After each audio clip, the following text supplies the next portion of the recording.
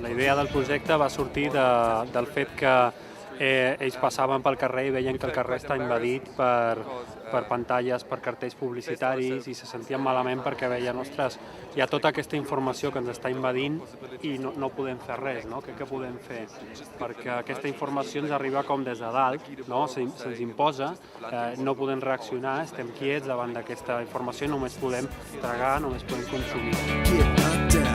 Aleshores, d'aquí va sortir la idea de fer una reacció i en aquest sentit la reacció des del punt de vista del carrer, la idea aquesta del tiratxina, no? d'aquesta eina com de guerra molt, molt bàsica que se fa servir a tot arreu en conflictes al carrer, en manifestacions, etc., semblava molt natural. I aleshores van començar a idear la idea. No? Un dels seus col·laboradors, en Tobias, que està molt acostumat a fer tot el tema de programació, va crear la programació per connectar el dispositiu per Bluetooth a l'ordinador que es connectaria amb la projecció. Al Regne Unit hi ha hagut projectes similars, com ara al Regne Unit van agafar una casa i van fer que cada habitació es convertís com en un estudi de televisió en el qual la gent del barri podia anar allà i fer el seu programa i amb això ho van fer com un canal alternatiu de televisió.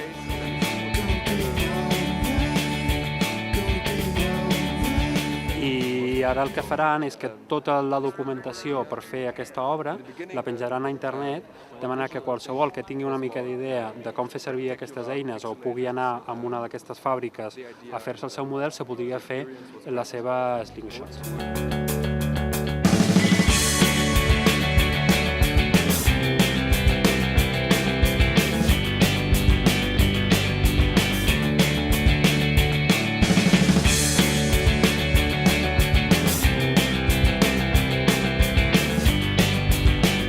Són els SMS Slingshot, tenen 3 dispositius que aniran donant al públic perquè els facin servir.